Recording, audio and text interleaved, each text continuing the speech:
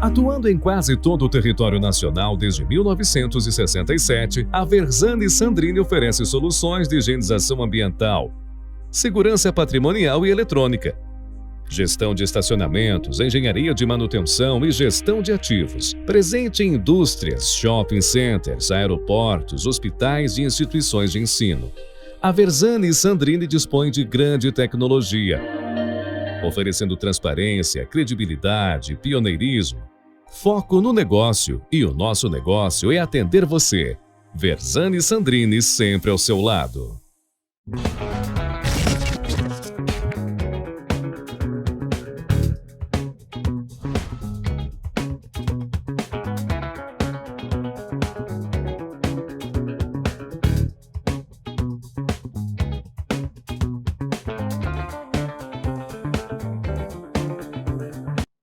Olá, pessoal.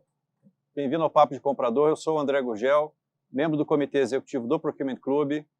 Papo de Comprador é um programa que busca trazer conteúdo relevante com pessoas que tenham experiência, né, nos seus setores, e tudo isso num papo descontraído para você, comprador.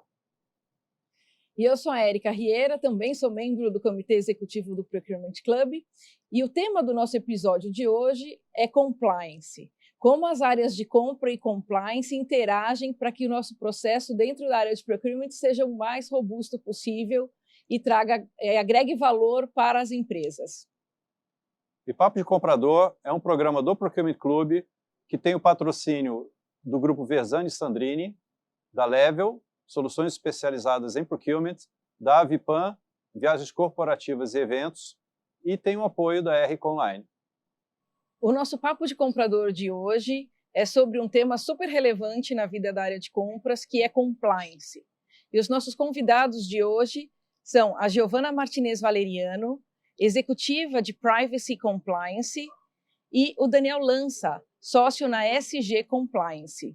Sejam bem-vindos ao Papo de Comprador. E já iniciando o nosso papo, eu gostaria de saber de vocês como vocês entendem a importância da área de compras no assunto de compliance. E eu queria começar por você, Giovana. Bom dia, né? Agradeço o convite. É a segunda vez que eu participo do evento de vocês. Já tive o prazer de participar de um evento presencial. Sempre acho muito bom quando posso falar em um evento que não é de compliance e é um evento de compras, né, para o comprador. Bom, nas minhas experiências anteriores, eu sempre trabalhei em grandes empresas, sempre vi a área de compras como uma área parceira, né? Uma área parceira estratégica, porque a área de compras ela é a área que uma das que mais tangibiliza elementos do programa de compliance, né? Especialmente agora com esse novo papel da área de compras. Antigamente, né, a área de compras era muito focada em garantir o melhor preço e a melhor qualidade de entrega ou a melhor qualidade técnica. Hoje, além disso, ela é responsável por buscar o fornecedor, o parceiro de negócio que também seja íntegro, ético, né, sustentável, e não só, né, acompanhar ao longo, né, da gestão do contrato essa mesma postura do parceiro de negócios. Então, nisso, a compras passa a ser essencial, né? E essa mudança da área de compras também mudou o perfil do comprador, né? Porque o comprador, hoje, ele também tem que ser mais sensível a captar possíveis riscos, né, de corrupção, de fraude. Ele tem que ter uma postura mais proativa. Ele é considerado um gatekeeper, né, para a área de compliance. Então, nesse novo papel, a área de compras ela passa a ser uma área extremamente estratégica para a blindagem da empresa, e o comprador ele passa a ser um pouco dos olhos e ouvidos, né, para a área de compliance, porque tem muita coisa que o processo não vai pegar. Mas o comprador ele vai ter acesso porque ele conhece o mercado, ele conhece a reputação, ele conhece o dono da empresa. Então, ele passa a saber de coisas que, eventualmente, o processo não pega, mas ele pode levantar a mão e acionar a área de compliance de forma preventiva. Então, eu acho que são áreas que... compliance é importante para a empresa inteira, mas eu realmente acredito que a área de compras é essencial no bom desenvolvimento do programa. Muito bom. E você, Daniel, qual a sua opinião? Eu concordo, claro, com a nossa querida colega Giovana. Ela falou uma palavra que é fundamental. A área de compras é estratégica. Estratégica para a empresa, estratégica para o sucesso ou, muitas vezes, para o fracasso de uma organização. E, da mesma forma, para a área de compliance ser bem ou mal sucedida, a área de compras, de supply, de suprimentos, ela é estratégica, ou seja, é preciso entender de que o comprador precisa ser, de fato, um parceiro do programa de compliance, como em grande medida são mesmo, né? Ou seja, não dá para ter aquela visão antiga de que o compliance é a polícia da empresa e o comprador é o cara ruim, né? Ou seja, é a pessoa que está ali querendo fraudar o tempo todo. Obviamente não é assim, embora também a gente precisa deixar claro que, historicamente, e não só no Brasil, mas mundialmente, a área de suprimentos é sempre uma área vulnerável, porque lida com muito dinheiro, lida com muitas compras, e a empresa também não é uma ilha, né? Eu não conheço nenhuma empresa que se satisfaz entre as suas quatro paredes. E da mesma forma, nós da área de compliance, né, Giovana, que muitas vezes o tema compliance ele é pesado, porque a gente estuda o tempo todo fraude, perfil do fraudador, todos os dias o nosso telefone toca com coisas ruins que estão acontecendo na empresa, com roubos, com conflito de interesse, com corrupção, lavagem de dinheiro, e em algumas situações essas estão diretamente vinculadas à área de suprimentos. Portanto, eu acredito que aqui a gente está falando que a área de suprimentos ela é estratégica, tanto porque um setor de suprimentos aliado e parceiro da área de compliance, ele vai ser fundamental para a empresa, inclusive porque existe uma pesquisa feita recentemente no Brasil de que, de maneira geral, né, as empresas têm mais ou menos 5% de todo o seu faturamento bruto aliado a algum tipo de fraude. Né? Então, quando perguntam para mim, para vários executivos, sua empresa está sendo fraudada, está sendo roubada, a resposta é provavelmente sim. Né? Agora, quem é e como é, e se isso é de maneira menor ou de maneira mais substancial, vai depender não só da área de compliance. O compliance officer pode ser o melhor do mundo, pode ter as melhores tecnologias, mas ele precisa entender a área de suprimentos como parceira e a área de suprimentos entender a área de compliance como parceira. Então, antes de passar até para a próxima pergunta, só fazer um comentário aqui, né? Que eu particularmente entendo que no que tange a relação com os fornecedores, compliance relacionado a esse particular, né, da relação da empresa com os fornecedores, a área de compras muitas vezes funciona como aquela área isenta que tem que estar ali no meio do caminho, fazendo com que a relação aconteça de forma correta, né? Porque muitas vezes a relação intensa de um determinado fornecedor com a empresa na execução do contrato traz essas questões de fraude que você comentou, né, o Daniel, não para o perfil do cara que está em compra, mas do cara que está fazendo a gestão do contrato, né? Ou seja, o ponto de frágil desloca da relação de compra, mas sim daquele que está gerindo o contrato no dia a dia. E no momento de uma concorrência, no momento de uma negociação, eu entendo, concordo com o que você falou, que o agente de compras é o xerife aí dessa bandeira de compliance, né, que tem que estar fazendo com que essas coisas aconteçam de forma correta, né? Mas eu queria agora inverter a pergunta, né? Como que vocês acham, ou qual a relevância, qual a importância da área de compliance para a área de compras, né? Eu queria começar com você, Giovana, o que você acha?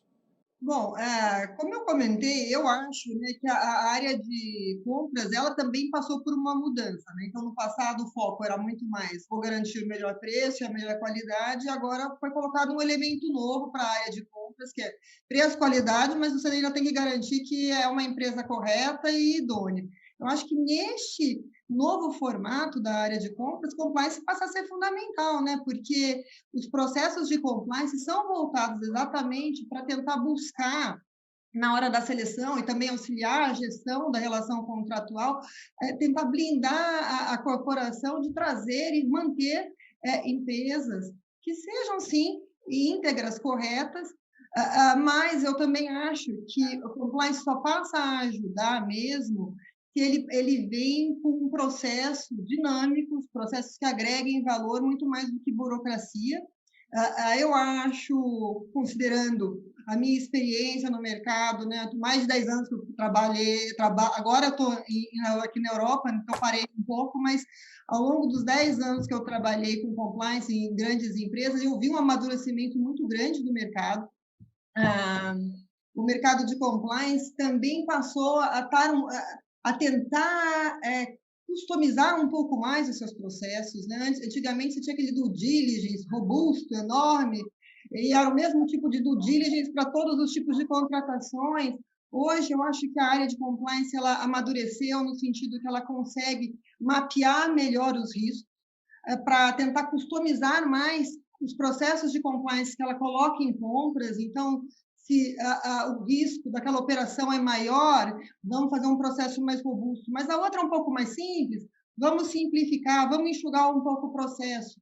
A tecnologia também evoluiu muito e, nesse sentido, ela está auxiliando processos mais ágeis que tirem algumas tarefas manuais, né? Então, também vai, de alguma forma, ser mais dinâmica para acompanhar um pouco mais a rotina do comprador, sem só emperrar e burocratizar.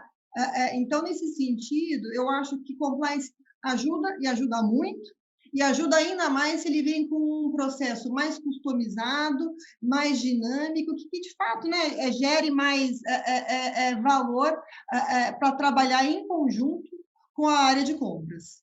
Não sei assim, como que o Daniel vê isso um pouco mais de formato diferente, talvez, não sei. Giovana, obrigado pelo gancho. Daniel, o que você acha? Giovana, primeiro dizer que nossos pensamentos são muito complementares e estamos na mesma direção, né? Isso é bom, não é propriamente um debate aqui, uma boa troca de ideias, ou eu, como um bom mineiro, um bom, sabe, uma conversa aqui, um papo, né? Contar causos, isso também é legal, importante. Eu acredito, assim, né, como eu disse, que a área de compliance pode ajudar a área de compras, primeiro quando, assim como eu e a Giovana estamos conversando aqui, compliance e compras são complementares, né? Não tem hierarquia, o compliance não é a polícia que fiscaliza o tempo todo a área de compras, até porque o compliance officer, as equipes são muito pequenas, é impossível o compliance officer fiscalizar e monitorar e acompanhar, de fato, se ele não tiver gente de confiança que vai auxiliar nesse processo, e por isso também a área de compras é tão importante, e essa visão é importante, né? Ou seja, não é o compliance olhando com cara feia para a área de suprimentos, vendo todo mundo ali com potenciais fraudadores. É importante trabalhar em conjunto e contar muito com a área de suprimentos para que, de fato, o processo seja liso, seja transparente, honesto, justo, íntegro. Esse é o primeiro ponto. O segundo, de fato, é que a área de compras precisa olhar para si, e a área de compliance para a área de compras, para compreender, de fato, as suas vulnerabilidades. Esse é um ponto fundamental. Sabe aquela coisa de que quando a gente não quer dourar a pílula e não vê quais são os riscos que nós estamos sujeitos, esse é o primeiro grande problema que leva uma pessoa, eventualmente, a fraudar ou uma fraude a não ser descoberta. Então, a área de suprimentos, pessoal, claro, ela tem suas vulnerabilidades, como todas as áreas da organização. O setor financeiro tem suas vulnerabilidades, a área comercial tem suas vulnerabilidades. O setor de compras, ele está lidando com muita quantidade de dinheiro, como eu falei, com pessoas estando numa relação potencial de conflitos de interesse, né? Um vendedor pode eventualmente oferecer ali uma coisa errada, né? Uma bola, alguma coisa assim, para ganhar aquele contrato, isso ainda acontece, e o comprador ele tem que entender que a sua área é vulnerável não significa que você vai cometer um desvio ético, mas compreender a sua vulnerabilidade e como isso pode aparecer na prática é o seu primeiro ponto. Ou seja, se nós compreendemos com verdade, com honestidade, com sinceridade, quais os riscos oriundos da parte de compras, a gente já sai na frente. E aí a área de compliance vai poder ajudar muito mais a área de suprimentos a fortalecer os seus processos. Uma coisa muito comum, um erro muito comum que ainda se vê nas empresas é a confiança nas pessoas. E é claro, gente, que nós precisamos confiar nas pessoas, as pessoas são o núcleo duro de uma empresa, a sua parte mais importante, mas do ponto de vista de compliance, não dá só para confiar nas pessoas. as empresas hoje têm uma formatação das famosas 3 linhas de defesa. A primeira linha de defesa é aquela linha onde as pessoas que estão na frente, inclusive os compradores, estão tomando decisões o tempo todo. Isso é muito importante, porque se o comprador está ali de maneira honesta, justa, tomando decisões assertivas o tempo todo, provavelmente nada de ruim vai acontecer. Infelizmente, não dá para confiar só nessa primeira linha de defesa. Por isso, a área de compliance, que está na segunda linha de defesa, ela vai auxiliar a fortalecer os processos, fortalecer controles internos, e a gente vai falar já já, né, que não podem também burocratizar demais o trabalho, mas também não podem deixar muito livre, até porque, eventualmente, existe o perfil do fraudador. Pesquisas demonstram que entre 10% e 15% das empresas, das pessoas que trabalham numa empresa, têm um perfil parecido com o do fraudador, ou seja, se ele tiver a oportunidade, sem controles claros, sem transparência, né, sem vigilância, essa pessoa pode eventualmente fraudar. Então, por isso, a gente precisa estar muito atento, até porque, contando o resto dessa pesquisa, 10% a 15% são aquelas pessoas que são extremamente honestas, justas, íntegras, ou seja, mesmo sem vigilância, sem câmara, sem controles internos, sem compliance, essas pessoas elas não vão cometer nenhum tipo de fraude, enfim, não vão cometer nenhum tipo de desvio ético. E tem 80% a 70% das pessoas, ou seja, grande parte, que elas são Chamados fraudadores de ocasião, né? isso, ou seja, elas estão no limbo, elas podem ir para eventualmente serem fraudadoras se a empresa não tem controles internos claros, se ela não tem compliance, se ela não trabalha a cultura de difundir cultura de integridade. E, por outro lado, em empresas que trazem essas pessoas para o lado bom da força, essas pessoas tendem a ser extremamente conformes, a se conformar às regras, cumprir aquilo que lhe é determinado. Então, nesse momento, respondendo a sua pergunta, a área de compliance precisa identificar o perfil do fraudador para mandar embora mesmo, né, estabelecer controles internos para evitar que uma fraude aconteça e trazer esses 80% para a conformidade. E como é que se faz isso? Difundindo cultura de integridade. E isso também é um desafio, tanto da área de compliance quanto da área de compras, né? Entender essa parceria para trabalhar junto essa cultura de conformidade, essa cultura de integridade, contar muito com o comprador para, se ele vê alguma coisa errada, se ele vê um problema, ele denunciar no canal de denúncias, ele não se coadunar com aquilo, né? De inclusive treinar o comprador a como eu respondo a uma situação de oferecimento de suborno para mim. Né? Às vezes as pessoas ficam sem graça, a maioria das pessoas não sabe, ela não quer falar um não na cara, né? Tem-se dificuldade em, inclusive, lidar com essas situações. Então, a área de compliance é muito mais parceira para treinar, para capacitar, para estar sempre trazendo esse assunto em voga, para trazer esses 80% para uma ação de conformidade, de integridade no ambiente corporativo. Daniel, antes de passar a bola aqui para a Érica para fazer a próxima pergunta, eu queria dizer que você colocou números que, para mim, são estarrecedores. Eu confesso que eu estou aqui até meio chocado com esses 80%, 70% que você falou, também dos 5% de perda de receita por força de fraude. Muitas áreas de compras suam a camisa para te dar um resultado desse, e o resultado é netado por fraude, é uma coisa que assusta, né? E só agora um comentário pessoal como profissional de compras, né? Eu queria fazer 2 comentários. O primeiro é, as áreas de controle, eu sempre falo, né, para as empresas que eu passei, que são as áreas que me fazem ter uma noite de sono tranquila. Então, eu gosto muito de compliance, do pessoal de auditoria, né, da área de controles internos e por aí vai. E aí, segundo, né, que você está falando, conversa muito com a pauta do Procurement Club, que é o Fair Trade, que a gente tem insistentemente divulgado em vários programas, em várias oportunidades, que fala muito também dessa questão de boas práticas de compliance, de fazer a coisa certa na hora certa. Não tem hora certa para fazer a coisa certa, fazer a coisa certa sempre, né? E até falando sobre isso, primeiro dizer claro, né, que os 5% de fraude, eles podem ser mutáveis de uma empresa para outra e, obviamente, eles não estão na área de suprimentos, né? Eles podem estar, eventualmente, na área de suprimentos, mas em todos os outros processos da empresa, processos financeiros e tal. Então, só para dizer que não estou dizendo que 5% estão na área de suprimentos e, de novo, né, eu, de fato, acredito que o setor de suprimentos é um grande parceiro da área de compliance.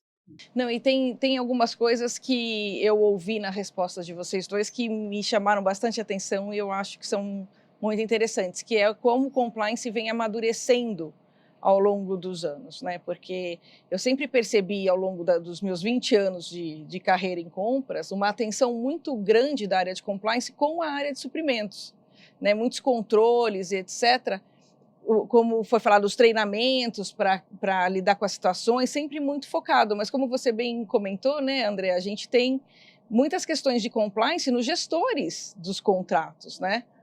Porque são áreas que também demandam atenção. A gente tem falado aqui do financeiro e etc., mas a gente não tem falado dos gestores dos contratos. Então, tem esse amadurecimento da área de compliance, eu acho que tem que envolver a cadeia como um todo, né? Sem dúvida. E é muito legal que isso esteja acontecendo. E agora vem uma pergunta polêmica, né? Polêmica. A gente queria saber de vocês a história do famoso blacklist, né? A lista de fornecedores que estão banidos ou suspensos nas empresas. Existe, não existe? É uma boa prática, não é? Uma vez que um fornecedor seja incluído no blacklist, qual seria o melhor processo, o melhor procedimento, e se isso é factível ou não que ele saia eventualmente dessa lista e passe a ser um fornecedor considerado nos processos? Como vocês entendem toda essa questão que envolve um potencial, um suposto blacklist? Né? É fato ou mito? É fato ou mito, né? Você, Daniel, queria começar com você. Bom, eu trabalho não só como compliance officer numa organização, mas como consultor também em várias empresas. Vou falar a verdade, eu nunca vi isso. Para mim é um mito. Não estou dizendo que isso não acontece, mas também, por outro lado, é importante dizer que as empresas têm liberdade para selecionar seus fornecedores, inclusive a partir de confiança. É interessante uma lição de Adam Smith, que há muitos anos atrás já dizia que a base do capitalismo é a confiança. A base do capitalismo é a confiança, ou seja, se você retirar a confiança de uma relação comercial, é muito provável que ela não aconteça, ou que ela se torne muito cara. Um bom exemplo é quando você vai comprar um carro usado. Se você não confiar na pessoa que você está comprando o carro, é muito improvável que essa transação aconteça. Ou se acontecer, ela vai acontecer com um deságio muito grande, né? Ou seja, vou comprar muito mais barato, porque se tiver alguma coisa errada ali, tudo bem, né? Ainda valeu a minha compra. Da mesma forma, a gente pode trazer isso para as relações comerciais. Esse blacklist ele pode acontecer de maneira informal, mas o mais importante é que as empresas agem com base em gestão de riscos. Primeiro, elas têm liberdade para contratar e elas vão contratar com base em gestão de riscos. Ou seja, se eu tiver um entendimento de que aquele meu fornecedor, né, de que aquele meu parceiro de negócio não é um parceiro de confiança, de que ele não vai entregar, de que ele vai ocasionar problema, de que ele tem problemas da justiça, né, de que tem bandeiras vermelhas, ou red flags. Aliás, eu não gosto muito de nomes em inglês, mas tudo bem, isso é uma outra questão. Se tiver qualquer tipo de bandeira vermelha, sim, isso vai ser, de fato, um sinal amarelo, né, para não contratar. Isso é comum. Então, de fato, eu não conheço uma blacklist escrita, né, que as pessoas falam sobre ela, mas é muito provável que, de fato, exista, no sentido de que, se eu não confio no fornecedor, eu prefiro comprar mais caro de alguém que me traz confiança do que comprar mais barato de uma relação que pode não ser perfeita, não ser íntegra, não entregar exatamente aquilo que foi prometido. E essa é a primeira parte da pergunta. Antes de passar para a segunda parte da pergunta, eu queria muito ouvir a minha colega Giovana, porque, de fato, o próximo passo em havendo, como é que eu lido com isso? E eu, como empresa vendedora, como é que eu passo do blacklist para o whitelist? Isso existe, Giovana? Olha, assim, a minha experiência é um pouquinho diferente da do Daniel. Eu já trabalhei em empresas que tinham alguma lista de atenção, né? Não vamos nomear a lista, mas tinha, sim, uma lista de atenção. Hoje, tem até uma discussão muito grande, especialmente aqui na Europa, se você pode ou não ter esse tipo de lista, quem que deveria ter acesso, se vão ter dados pessoais, tem uma discussão de privacy até, sobre a existência da lista. Mas, assim, pensando do ponto de vista prático, é muito comum que as empresas, no processo de due diligence, elas deem notas, né? Elas criem gestão de risco. Então, dependendo de tudo que é mapeado, a empresa vai ter uma nota X, Y ou Z. Então, vai ter uma nota boa, uma nota média, uma nota baixa. E, eventualmente, a empresa vai decidir não fazer negócios com empresas de nota baixa. Então, isso é normal, isso é pura gestão de risco. Se vai ter uma lista ou não, e o nome que se vai dar na lista, aí muda, mas eu tive experiência, assim, já ter trabalhado com uma espécie de controle, lista de controle restritivo por algum tempo. O que, para mim, é fundamental é que não é uma lista de conteúdo estático, e não deve ser uma lista de conteúdo estático, né? A empresa que hoje está, amanhã não necessariamente estará e vice-versa. Para mim, o principal é que se eventualmente uma empresa, você decidiu não fazer negócio com uma empresa e a lista, ela pode ser salutar a existência da lista, porque, você tem que, como compliance officer, ter históricos, né? Você tem que ter histórico do que como o teu processo funciona, quais são os resultados obtidos através do processo, até porque quando a empresa passa por algum problema, ela passa por alguma investigação, ela tem que ter a base de histórico para mostrar por que fez ou deixou de fazer negócio e como fez. Dois, a questão de você ter essa lista, ela também te ajuda a não ter retrabalho, porque se eventualmente você roda um processo robusto, entende que não é tão salutar fazer negócio com a empresa neste momento. Empresas grandes, especialmente, eu sempre trabalhei em empresas muito grandes.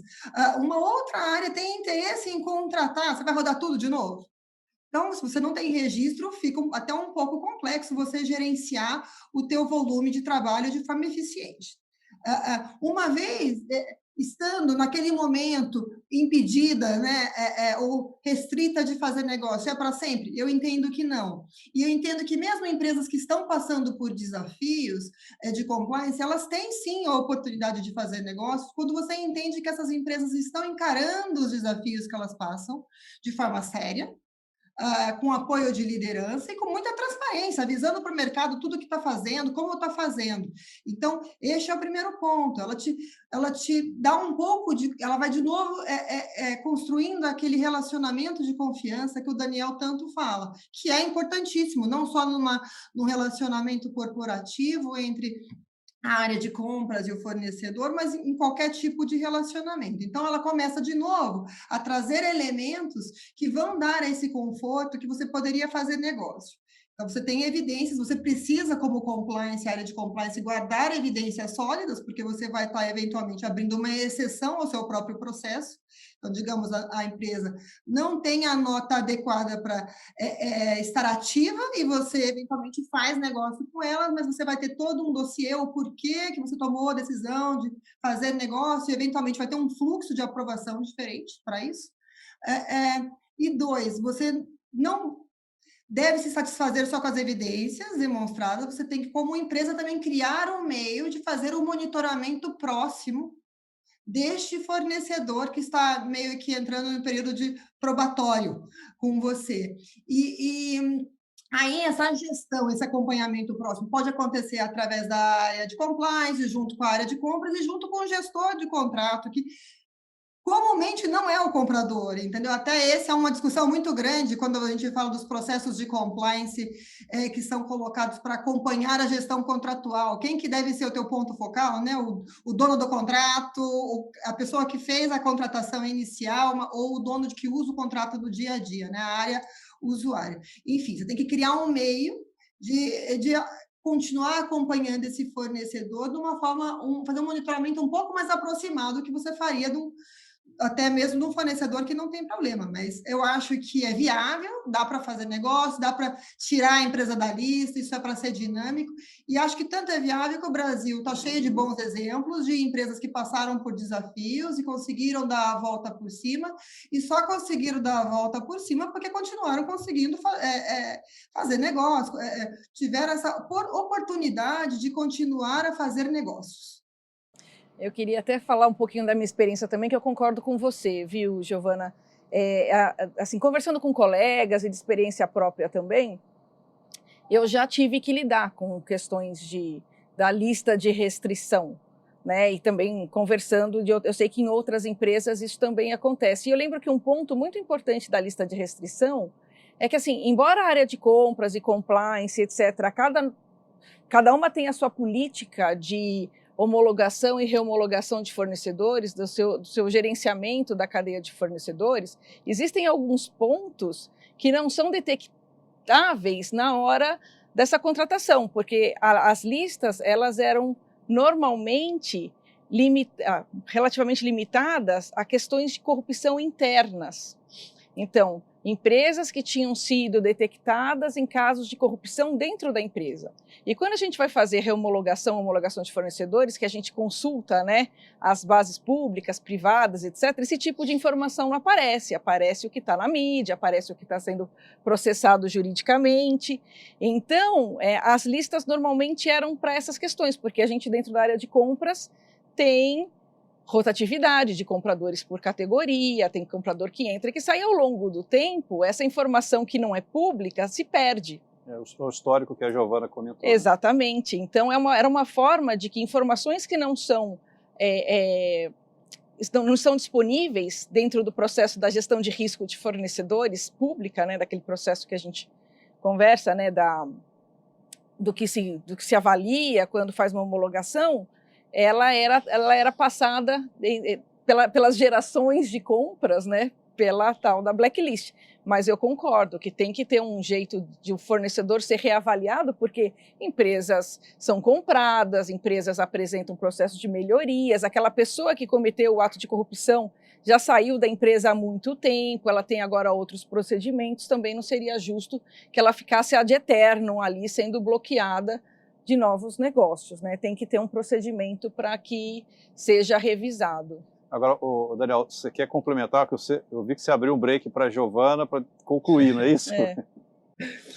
Como no futebol, você toca para receber ali, a Giovana me colocou na cara do gol aqui.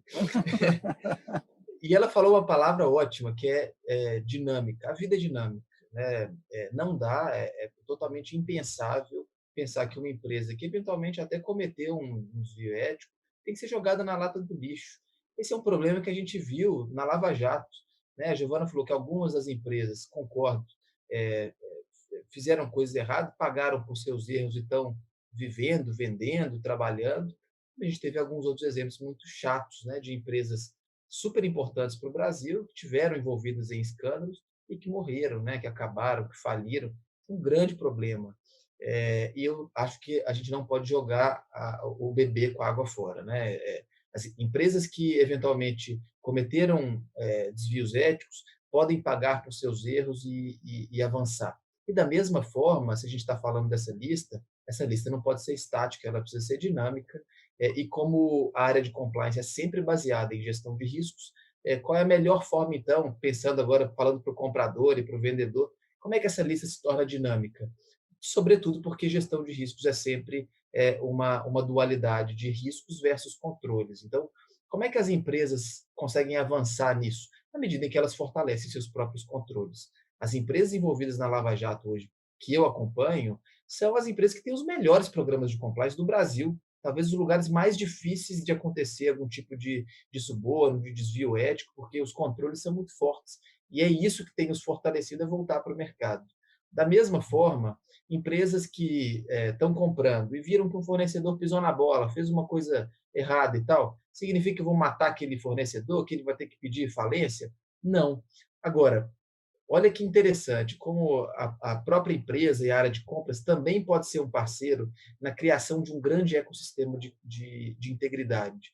Elas, em conjunto com a área de compliance, podem, inclusive, estimular essas empresas a melhorarem seus controles, a implementarem programas de compliance. E isso tem acontecido no Brasil e no mundo, do lado privado. Muitas empresas que, eventualmente, têm um risco um pouco maior, mas que são mitigados pelo fortalecimento de seus controles, fazem com que elas voltem a vender, voltem a participar da vida daquelas empresas. E até agora no setor público, a tal das leis de compliance estão explodindo pelo Brasil, ou seja, os governos estão dizendo, as empresas que eu quero que forem contratar com a administração pública vão ser obrigadas a terem programas de compliance. Se não tiverem, não vão vender para o setor público. Olha que interessante, né? Ou seja, nós temos aqui a chave de criar um ecossistema de integridade, de não matar o bebê jogando a água fora, né, e jogando o bebê junto, mas de fortalecer os controles, mitigar os riscos e aí sim avançar e viver e a vida continuar sendo vivida e venderem. E eu acho que esse é o caminho natural. Não é de matar quem cometeu um desvio ético, mas é de dar uma segunda chance mediante fortalecimento de seus controles, sobretudo de compliance.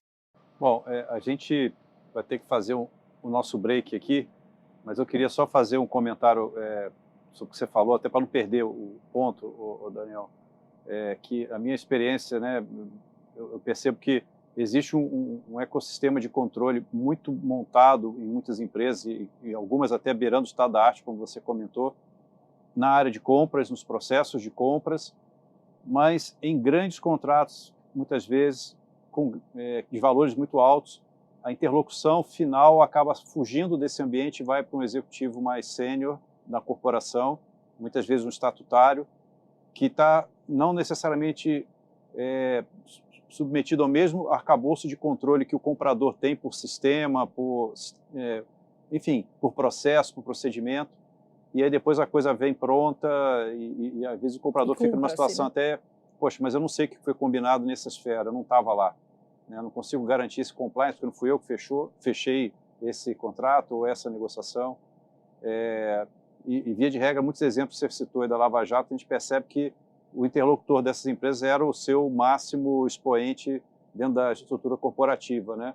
Ou seja, o quanto que adianta você ter uma área de compras extremamente estruturada, com compliance bastante atuante, e você ter essas fugas, né?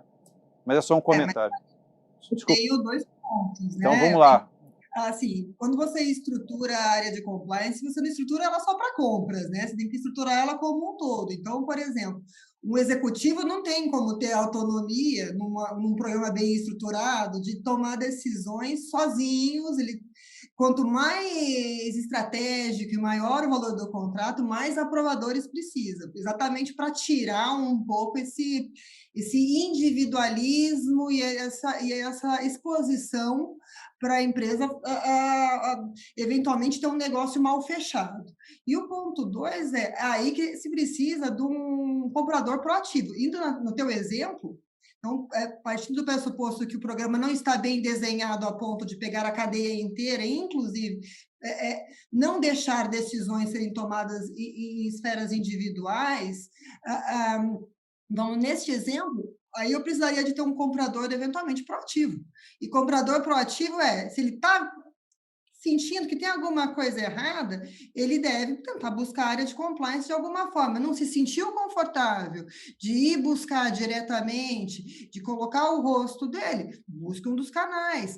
Tente trazer a informação à tona, ao menos compartilhar isso com alguém, para que alguém possa verificar se tem algo estranho ou não. Então, aí, novamente, a gente volta lá naquela discussão de ter elo de confiança, né? Por isso que a área de compliance, eu vi uma evolução muito grande ao longo dos anos, ela perdeu bastante essa cara de xerife que o Daniel tanto bem colocou nas respostas dele, ela vem perdendo isso cada vez mais e ela vem se posicionando como uma área parceira cada vez mais, exatamente para gerar esse conforto para pessoas que estão em posições diferentes, às vezes até posições mais operacionais, se sentirem à vontade para trazer elementos de desconfianças que envolvam a hierarquia, que envolvam o C-Level. Então, são 2 pontos.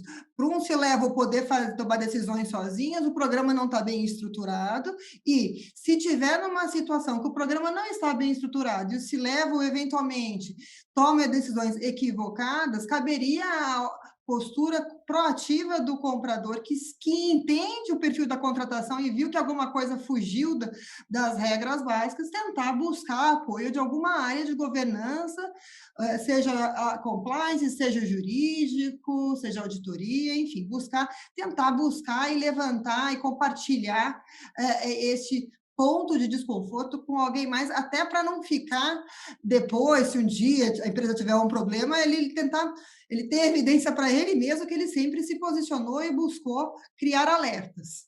E aí se estabelece essa parceria, né, Giovana, que a gente está falando até aqui entre compras e compliance, né? Exatamente. E eu só ia colocar um uma frase aqui que é: em termos de compliance, não deve existir manda quem pode e obedece quem tem juízo, né? Verdade. Porque você obedecer é não ter juízo, né? Nesse caso, Então... sim. Pessoal, o papo está super rico, cheio de informações importantes, mas a gente vai ter que fazer um break aqui. A gente volta semana que vem com a parte 2 desse episódio sobre compliance, e a gente pede para vocês que ativem o sininho para ser lembrados dos próximos episódios, que compartilhem com os amigos o Papo de Comprador e vejam também os episódios anteriores, que a gente já está com uma biblioteca super rica aí no YouTube e nas redes sociais, com bastante informação para vocês. A gente volta semana que vem.